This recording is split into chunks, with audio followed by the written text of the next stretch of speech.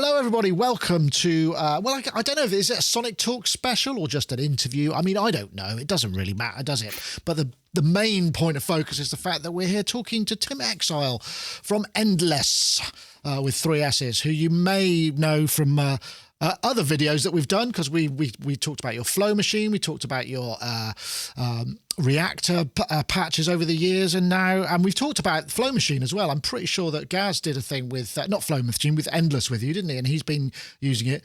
So how are you, Tim? Are you well? I'm very well. Yeah, I mean, it's here we are. I'm in Endless HQ. We've got skylights. We're on the top floor. It's actually hot. It's a t-shirt day. I walked into the office wearing a t-shirt, and the leaves were green, and all is well. So yeah, no, I'm very well. How are you? Well, it's good. Finally, we need that at the moment. And this is a really interesting, because I mean, for those of you who don't know Endless, maybe we should start with that. If I bumped into you in an elevator in Los Angeles, what would be your pitch about what Endless is? Just so that people are clear about what we're talking about, and the references. Right. Yeah. Endless is a live collaborative music creation platform. And what we really want to do is bring back the musical act, bring back music creation as an interaction rather than just a means to the end of creating some kind of piece of content. So we have a mobile app and we have a desktop app on macOS.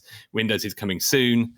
On the desktop version, you've got a standalone and a VST, so you can collaborate live from your DAW, or you can collaborate live from your hardware setup, or from the convenience of your phone, and you can jam live together with anyone, anywhere in the world in real time. And I call it's conversational collaboration. So it's not like Google Docs where you've got a bunch of people coalescing and trying to argue over one single truth. It's literally a conversation. So one person does one thing, shares it to the group, another person will do something on top of that, and then maybe a third person will come in and then say remix that and send it back again. So the way you create music together on Endless is as a conversation, which leaves a complete breadcrumb trail history of everything you do together in these jam rooms. So it's both a chat room and an archive of what you've done together. Yeah, I mean, I've seen you've been doing some really compelling kind of live jams with various people. Both are it started off the app. You did loads of those, and they were really good. I mean, because your background is very much about being in the flow, isn't it? And the idea is that, hence the flow machine, hence this terminology that you've been using is. The music creation process it's almost like a spiritual thing that you get into, isn't it? And I guess the idea, I hope I'm not putting words into your mouth, but the idea was something like what you're creating here is to allow people to enter that state with great ease and with other people, right? Exactly. Yeah. And it's funny how often this very sort of spiritual kind of language comes into the conversation. I'm not quite sure why. I mean, I won't dive too far into that, but it's definitely ritualistic, and I think this is what happens when you get people together in some kind of space. Obviously, traditionally it was real spaces, but now we're creating these virtual spaces where people can come together and be creative together. And there's definitely some kind of magic, and there's definitely that feeling of something happening that's greater than the sum of its parts, and it does. To an extent, it feels special. It feels magical, maybe even reverential. So yeah, I'm totally with you on that. It's interesting, isn't it? I mean, and the kind of synchronicity of this arriving in the world, because I know it's not something that's just sort of turned up. You've been working on it for ages, but then obviously with the world circumstance, whereas now, we can't actually be together and jam, or haven't been able to, that's starting to open up. And the fact that this has almost come at a time when it was most needed. I mean, does that kind of, it's the opposite of irony, whatever that is. Irony is when it's sort of not appropriate, whereas this is completely appropriate to have happened at actually this time. Yeah, serendipitous. Maybe serendipitous. Yeah, that sounds good. Yeah. No, I mean, it was weird. I did, so part of me when we launched the mobile app in the App Store on the 31st of March last year, part of me was expecting a knock from MI5 or something to see if I had something to do with like trying to instigate a pandemic to just make our product more appropriate. But yeah, no, it was weird timing, and obviously. We launched right at the beginning of the period when everything had been disrupted. Everybody was trying to figure out new ways of doing things. I think people hadn't even figured out what was not possible, let alone what was possible. So yeah, we got a ton of press and attention when we launched the iOS app, and that really kind of propelled us forwards. And then a couple of months after that, well, I think it was the beginning of June, so about 3 months after that, we launched our Kickstarter campaign, and it was. Yeah, it was a big kind of focusing of energy. Our core community that's kind of growing steadily. Of I think another artist describes them as the endless faithful. Like whenever an artist does a live stream where they start playing around with endless, like the endless faithful show up and they're all educating them on how it works and educating their other followers on how it works. So I think it's definitely given us a big boost of momentum. So do you think that, do you think that people have been much more up for it? I mean, because, we've talked about collaborative stuff in the past, and it's quite interesting because lots of people have tried this. And what happens is there's this sort of, it's almost like creative ego mismatch where people think, oh, I'm not possibly good enough to work with this person. So you tend to sort of, people are generally quite, or often, perhaps people who aren't professional are quite sort of shy about, putting their creativity into the open like this. Have you found that that's sort of the way that you've done it has enabled people to be a bit less self-conscious? Yeah, I mean, that whole, when we started building Endless, there was a very clear goal that we just wanted to remove as many barriers as possible to getting into that flow state. And I think a lot of the this self-consciousness that people feel about making music with more experienced people, or taking their first steps into creating music, is mostly about these very high bars that we've set for what music should be, and very complicated tools that are to a certain extent pretty fragile. I mean, obviously they're very robust tools, but the process, when you're laying out your first track in a DAW, and dialing up your settings and trying to get them just so. There are so many ways that you can kind of screw that up and delete something and change a set of parameters that were just right, and then you can never get back to them. Yeah.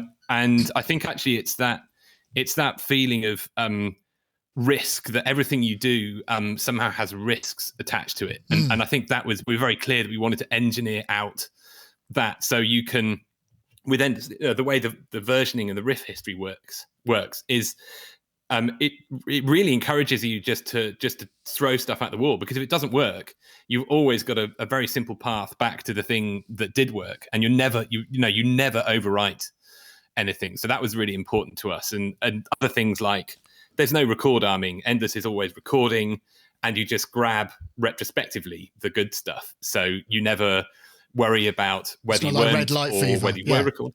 Yeah, exactly. Yeah, because there are two problems with that. One of them is you don't want to arm it until you know you've got something good, but then often you don't. You get something good before you've hit the arm button. Yeah. So yeah, I think what I've noticed in the community is that some of the people who really stuck around are people who have rediscovered an earlier passion for music, that I think they probably somehow got, to a certain extent, got thrown under the bus by the very high standards that people expect music to be. And then they discovered Endless, and it was so frictionless and so easy for them to gain confidence by just doing stuff with other people. That I think so far our biggest success stories on Endless have been people who have had like a new flourishing of their musical lives. And it's really amazing seeing there's quite a few kind of sub communities on Endless now, people who've gone and set up their own Discord servers for various different things, and people trying different projects with it, etc. And the speed at which people's musicality is, the speed at which people's skills and kind of quality of expression and sense of creative voice is, improving, is is really surprising. The more people interact, the faster they seem to get better and discover their voice and build a community. Well, it's the kind of, the risk reward. I mean, like I say, the risk is low, and I suppose the thing is when you do have something that works with other people, it makes you feel good. You get an endorphin rush or whatever it is, the chemical must, a dopamine, I guess, isn't it? It's probably, so you're going to feel good. And if you consistently come up with it, because it's not like publishing an entire track when you just drop a little bit in an 8-bar loop that somebody likes, but you still get that kind of buzz, I'd imagine. Whereas to do it, on a more professional level means, or traditional way would be, make the track, release the track, finish the match, release it, stick it out online, say this, do some artwork or whatever. This is, like you say, shortening that entire process. So I suppose the thing is one thing that I found kind of interesting, because you are a very creative person, and I imagine this is taking up an incredibly large amount of your time. I mean, you're traditionally a performer and a person who improvises. How are you finding these kind of two worlds? Are you still finding time to get the joy you like from this as well, or is it It definitely finds its expression in different areas now. I think I don't really get time to make music at all, really. Right. I mean, I did earlier in the year. I took a weekend out to just mess around with some stuff in Reactor. Built a couple of little things there, but I don't know.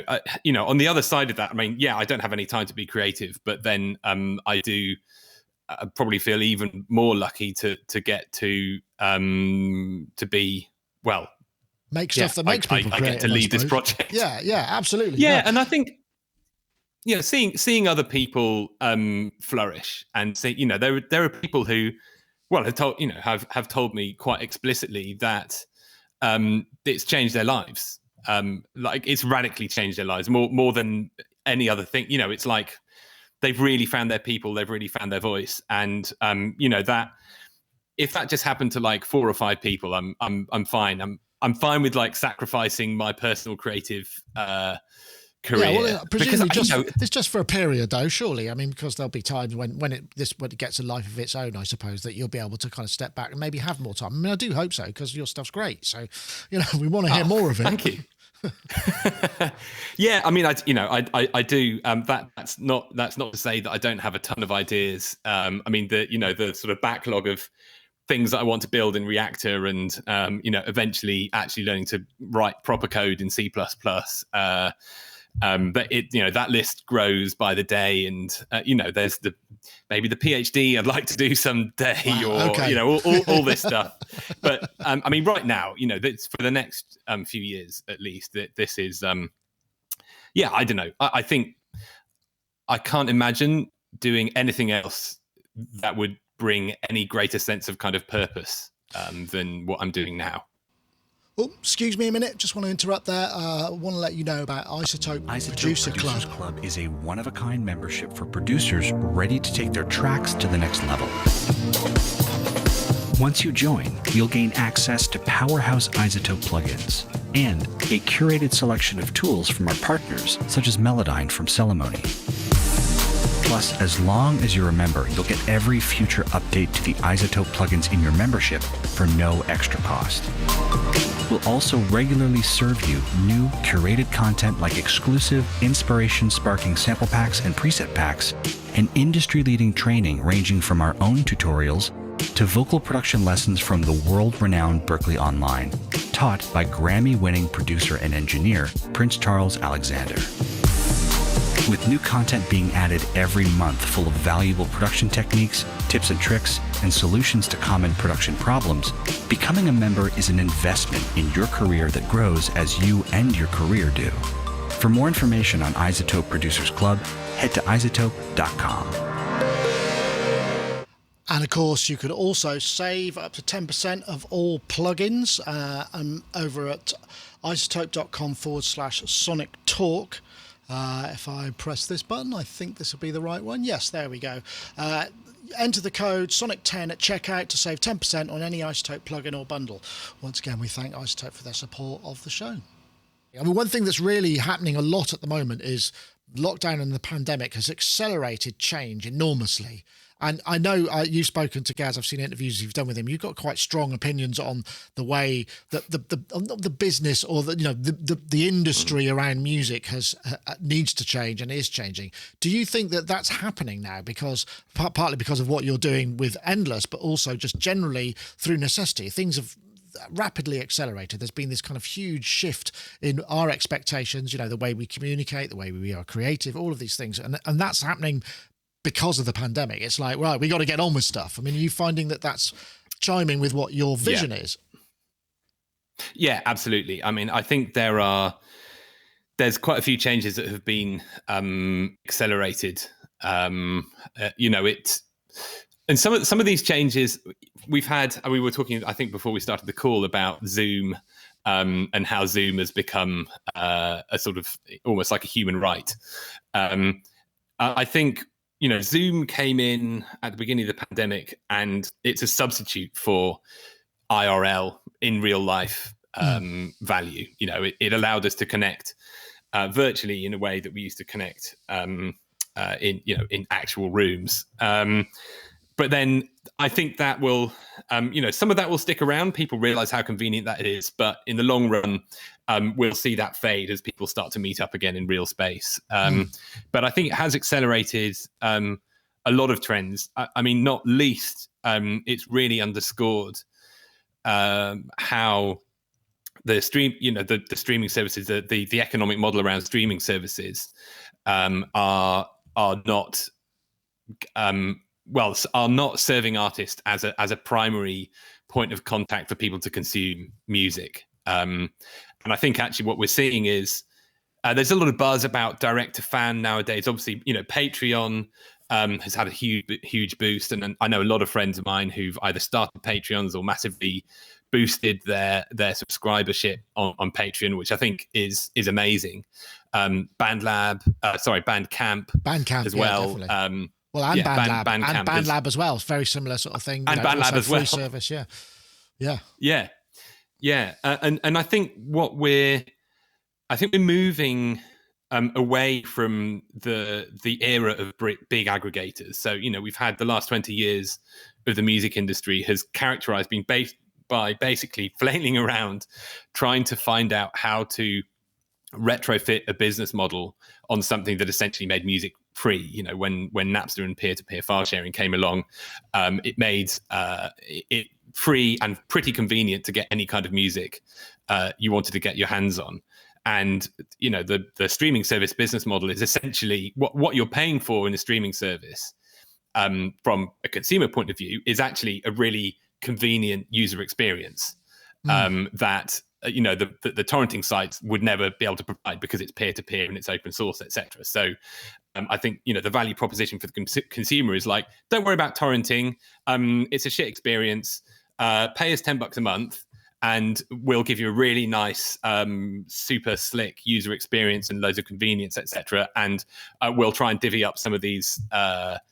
Some of the royalties to the artists, and obviously it doesn't work out for people. But I'm not here to bash Spotify at all. No, I think sure. What they're offering is very convenient, and it is a good experience. It is a good proposition for people. But I get up in the morning, if I've got a bunch of work to do, which I do most days, I'll hit play on Spotify, and it'll serve me up 8 hours of music, which I enjoy and is to my taste. And I know absolutely nothing about the who created it, who the fans are, who the communities are. And I think that there's a lot of lost value there. When I say value, it's not in that horrible kind of ultra capitalist sense. It's like it is valuable. Like when we were kids, we used to go into town and to record stores, and we'd catch a bus into town. We wouldn't know if the music would be in stock. We'd have to pick out the things we wanted to listen to, then go to a listening booth. I mean, it was that there was a lot of kind of inconvenience, but I don't think that was the point, because it was ritualistic. It's interesting you say that. I mean, I listen to a lot of audiobooks. I listen on Audible all the time. And when I'm saying, I'm listening to a really good book, I quite often have to go back because I can't remember who wrote it. I don't know what it's called. because it's just coming at me. I'm not actually actively going out. It's almost like I have no ownership of it. And I suppose the thing is that makes a big difference. I don't want to dwell too much on that, but do you think that something that like what you're doing, Endless, I mean, is there a path between, the creative seed, which is what you're encouraging people to do, and then a path to making that available and bringing that out in as a kind of product or some music somebody can buy or building community? How do you see those kind of things linking together? I mean, that's exactly what we're aiming to do. I mean, for us, it's one step at a time. I was talking to someone this morning. It's definitely what we want to do in the long run is a real moonshot.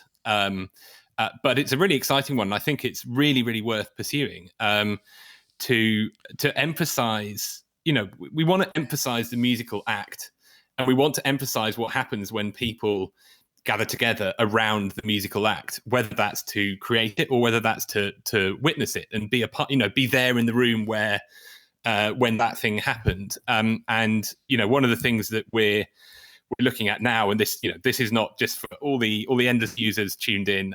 This is not happening anytime soon. But to find a way to then take the riffs that you might have made in a jam, in an event where there were a few people creating and more people listening, to then turn those into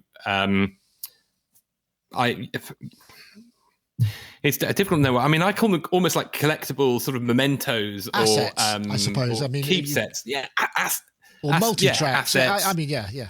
Assets sounds better than product. Product, yeah. I mean, I think it's their experiences, but they're a number of riffs presented together in a package that you can then in some kind of player format where you can hit play on that and just listen through to it, and it can be, if you want to lean in and interact with that and rearrange things and play them in different orders, you can do, but you can also lean back and just play through those things. But the point is that you're, as an audience member, you're there at the point of inception of that work, and the extra magic that is sort of bestowed on that thing by just being present when it's born. Adds a huge amount of value, I think. And so this is absolutely where we're going in the long run. Do you find that people join Endless sessions and remain mute, like don't contribute anything? They're just there to listen to the things happening. I mean, is that something that's viable? I mean, is that something that you're seeing happening more often? So, as I mentioned to you before we started recording, we're about to kick off a crowd equity fundraise on Cedars, which I'm really excited about. Well, partly because what we're raising the money to build, and also partly that our community will get a chance to actually own a bit of Endless, which I think, to me, that's incredibly important. I think, a lot of big companies are sort of built behind our backs, and nobody gets a look in apart from like big ticket venture capitalists. And I think it's really important that people get a chance to own parts of the infrastructure that people are building. Anyway, aside from that, that's really exciting. What I'm also really excited about is that we're raising the money to build out our social features. Right. And the whole intent behind that is to give people an opportunity to actually start to build some kind of momentum behind what they're doing on Endless. So it kind of almost becomes event. I mean, that sounds eminently sensible and quite, I mean, which I guess it also ties in a little bit with this sort of notion of, because the live music industry has been kind of, emasculated really because nobody can tour. And even without the pandemic, things like Brexit and borders and customs and all of that stuff seems to be conspiring again to make these things difficult and force them into a platform like Endless. So, I mean, being there at that point, do you think that there's going to be a difference to the way that we enjoy live events? Because live events now feel like the only ones that are going to work have to be so big that there's enough money in them to kind of make them socially distanceable and be able to sell the TV rights at the same time so they can monetize it, so that it means you can bring the entire crew on the road and blah blah blah, all of that stuff. I mean, it's a very dynamic kind of situation at the moment. Yeah, I mean, that's crystal ball stuff. I think. I suppose so. It's so uncertain now. Well, as in, like, I wish I could come up with a wise and insightful hot take on, well, actually, the live industry is going to be doing this in 3 months' time, but nobody knows it. But no, I mean, genuinely nobody knows it. Obviously, there's even some uncertainty whether things are going to open up on the 21st of June.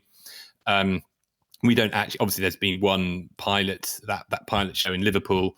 That showed that's in the UK. Everything was okay. Globally, there's possibly more, but it's just this whole this whole notion of making. And I suppose in a way, by what you're doing, you're making a lot more people able to perform in some way, even if it's a small way, which kind of might change the dynamic of how that works anyway.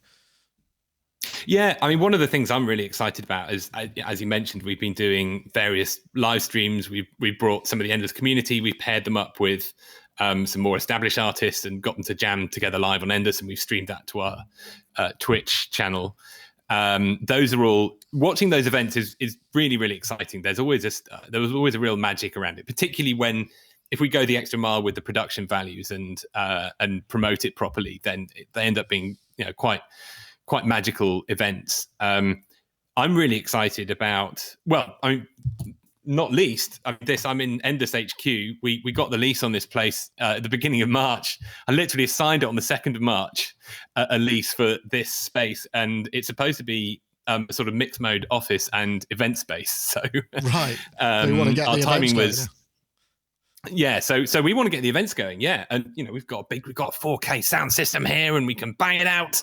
But I'm really excited about having small audiences in multiple venues around the world, and then linking those up together through Endless jams. And obviously there is a bit of a kind of pandemic-proof spin on that. Obviously the more you can sort of divide up your audience into small groups, then the less transmission risk there is. But I mean, that's probably just pandemic spin. I mean, I'm ultimately really excited about mixed mode, real life and virtual live stream shows through Endless. And it makes perfect sense because, I mean, let's face it, there are huge of global events where people are just watching people play games. And when you're watching somebody play a game, there isn't really there is a narrative, but I mean, it's pre-scripted to a degree because, you have to go and get to there to do this, to do that, whereas music is completely, you don't know what's going to happen. And that's in some way should be more compelling viewing, right? Absolutely. And this is something that I often make comparisons to between what we're doing in esports and sports matches. I mean, to date or until early 2020, the model with live music was that if you go to a concert, whatever, you're pretty much, you expect the artists you see to play the music that they did really well, and it's ultimately it's a nostalgic experience with a few extra dimensions to it that helps you feel, and that's what makes you feel like you belong to something. If you go to a football match, so where the main value proposition behind a live event is to go and see the artist play the stuff. So it's a bit of what's going to happen. In the case of a football match, you specifically go to a football match because you don't know what's going to happen. What you do know is that there are 22 players on the pitch. They're all incredibly skilled. They've all got certain moves. They've all got certain tendencies. And what's most compelling about it is that when you see those players playing together, and then the ball goes in the back of the net, it's just euphoric. It's a completely different. Yeah, it's euphoric. And I definitely noticed that kind of emotional mechanism happens on Endless when we're staging a big jam and there's a bunch of people and it's just like, wow, how did the music get here? And obviously, I mean, you're substituting competition for collaboration. In the case of sports, you're competing head to head. In the case of music, that it's kind of additive rather than zero sum. But you still get that sense of magic, which I think, I mean, obviously it's my job to think this, but no, and I do. I mean, I do genuinely think this, which is probably why I have my job. But I really think there's a huge untapped potential here in music being a spontaneous interaction, and it's the reason that's been fairly niche. That's been fairly kind of like jazz for the last 150 years is probably more a factor of how successful the recorded music industry has been. Right. Because all the business models that sprung up after Edison recorded sound, and then they figured out how to print it up at very low cost on big discs and distribute it around the world and get record players into everyone's homes, etc. It was a very lucrative business, and the technology and the culture followed the money, which always, I mean, like it or lump it, that's always what happens. Yeah, of course.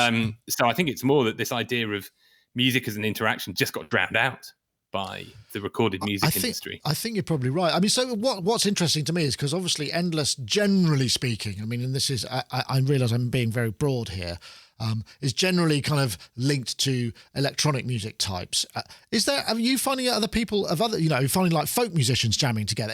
Are there other sort of other areas that haven't been explored yet? Because some of that stuff, there are lots of people who will go to a jam session in a pub as a fiddle player or a mandolin player or whatever, and have that experience. I mean, they're playing roughly, the tunes that people know, and I guess it's a bit more long form. But is there room for it to go in those directions on Endless as well?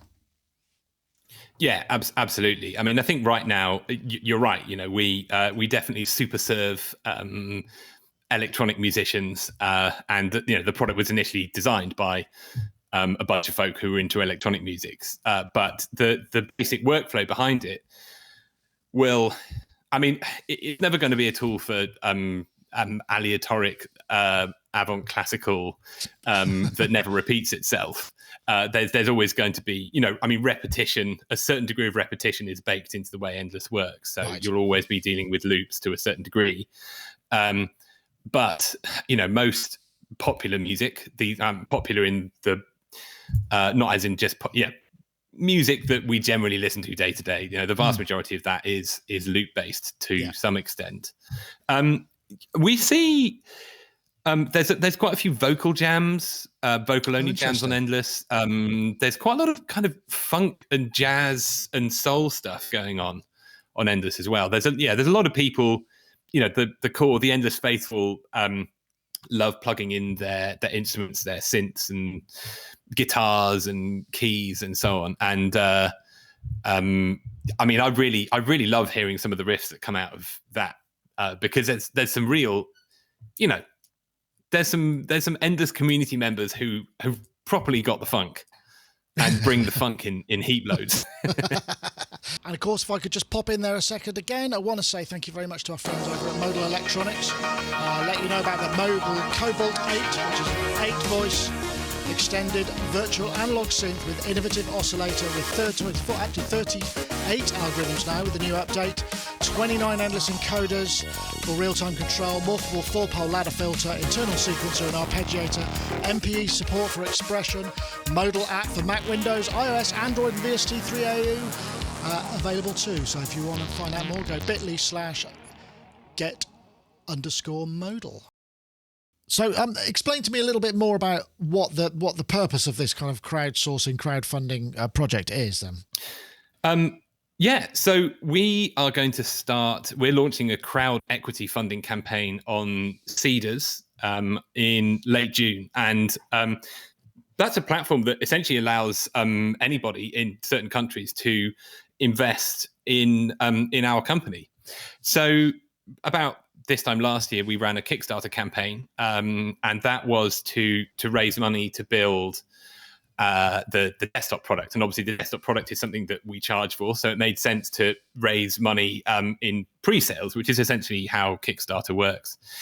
But what we're raising this money for is to build out the social network, social features like being able to follow each other, being able to discover each other, find each other, build a profile, build an audience, etc. And obviously as social features, it makes no sense to actually charge money for those.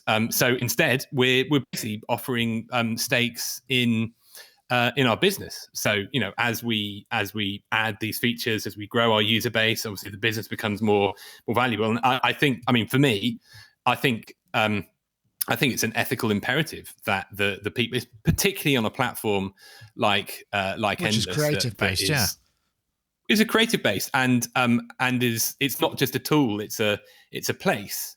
And I think it's an imperative that people should get an opportunity to actually own a part of that place.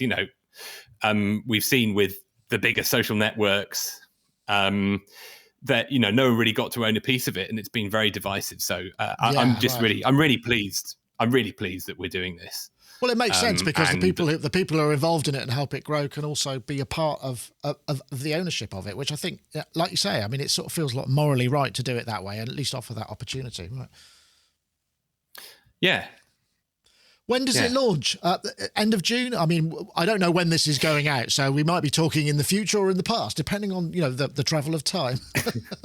Yeah. So we've got, I mean, what we're doing, we're raising a little bit of money beforehand, because the deal with seeders is that you have to raise a little bit of the money privately before they accept you onto the platforms. And once that's all in, we've got a bit of process to go through with seeders, but we're looking at the end of June, right, sometime around the end of June. That's going to go live. And then people will just be able to chip in, and it's not, we're not talking like mega investment. I mean, what are you talking, $10 or £1 million? What's the sort of starting point?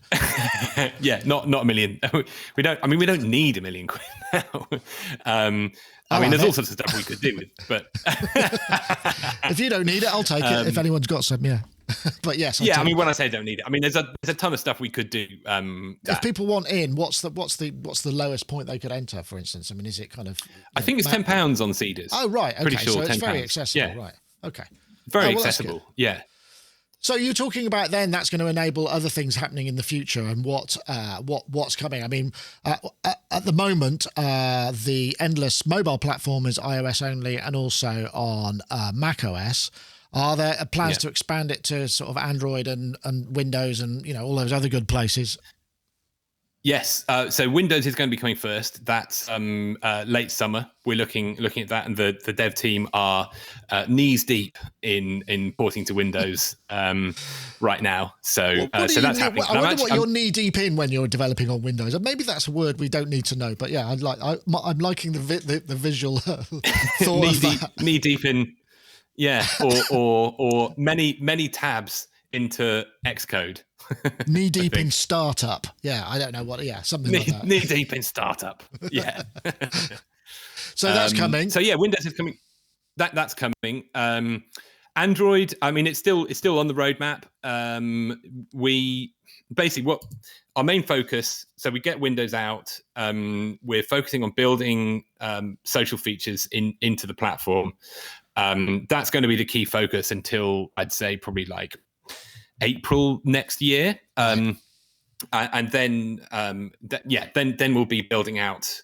We'll be going back into adding more features to the desktop products, bringing everything in line across platforms, so it feels much more like a seamless experience across all the different touch points.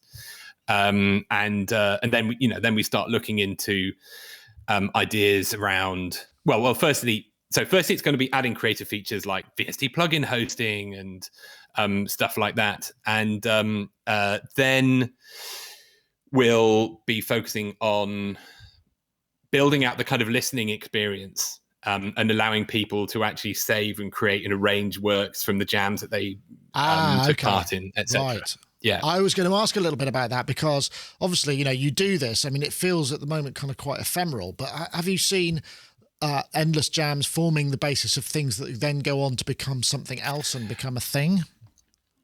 Yes. Absolutely. So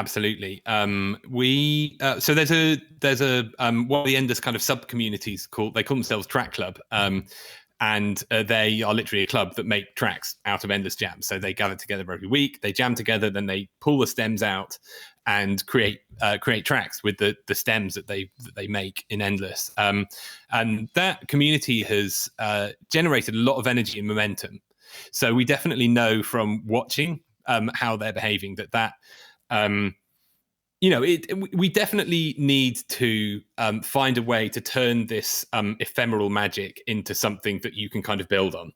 My personal bet is that allowing people to turning Endless into a DAW, where you then arrange these things in tracks and you have automation and mixing and stuff like that. That's not the right approach, I think. Right. I think it's more what's important. What we notice, there's a lot of people on our Discord server, for example, who will, and they've invented a term for this. It's called a riff hop, and they'll create a jam, and then they'll just do a screen grab of them switching through different riffs in a jam and basically performing an arrangement live. So we know that people like to do this, and we know that people like to, celebrate and remember the jams they did by creating these something that's a bit less ephemeral. Interesting. So I suppose in effect, I mean, there's a possibility for just recording those events that then can be something that's spat out and you deal with, and in a DAW of it, that's designed for that sort of thing, and can handle it, right? Yeah. Yeah, exactly. I mean, I think that ideally on the point we get to on Endless is that you could do a jam with people and then be like, yeah, that was awesome. That bit was awesome. That bit was awesome. In 30 seconds or so, you could make a clip of the highlights that would then live as a sort of almost like reactive, generative, well, not a generative piece of music, but a living piece of music that could then live on someone's profile, and you could scroll through these things and maybe play them in different orders. It sounds to me like one of your big problems is going to be, I've got so many great ideas for the directions this could go in. It's just a question of making sure we choose which ones they are and which ones are actually doable, right? That sounds like... Exactly. Yeah. I mean, we're very clear about the order that we're going to attack things in. So yeah, social features, allowing people to build communities and build a following. That's our next thing. That's most important. Then we want to expand. We want to make it easier to use Endless with other kit. Yeah. Basically, that's the next thing. And then after that, I mean, the way I characterize this sometimes is that we need to find a way for people to realize the value of the magic that they create on Endless. I mean, it probably sounds a little really schmucky, special, but right? It's really special. Yeah, sometimes special things happen. Exactly. So, I often talk about with this, with our team, and with our head of product. It's very easy when you're designing products to come up with solutions. Whereas actually what you need to do is really have a clear definition of what the problem is. And avoid solutionizing until you really, really, really clearly understand the problem. So yeah, me talking about a generative music format where you can just like put a bunch of riffs in a container and then they play on the web and on mobile, and then you could, all this stuff. This is very much like, I'm a creative guy and I like to dream things up. And we're very much into the solutionizing Excellent end of things. Okay, so lots of big ideas there. I mean, I guess if people might want to jump on, maybe people already don't know about Endless or haven't tried it. Where do people find out? Where do people get it? Where can they? What's the best way to connect? Best way to connect: just head to Endless with 3s's.fm, and there you'll get a link to download the mobile app. You can also go to the App Store. Just search for Endless with 3s's. The app's called Endless Multiplayer Music. You can download it from there. But otherwise, if you want the desktop app, the macOS app, just head to Endless with 3s's.fm products page, and you'll see Endless Studio, which is the desktop version, which is currently available for Mac, will be available for Windows later in the year. We're currently offering a 7-day free trial, so feel free to give it a go. And we've still got our introductory discount on, so do snag that while you have the chance. Yeah. Well, Tim, you can. As ever, it's always a pleasure to talk to you. Thank you so much for talking to us. I hope your vision continues to career forward at the same pace, and that things work out the best they possibly can. It's been lovely to speak to you. Thank you. Well, always, Nick. Yeah, really, really appreciate it. Thanks for your support.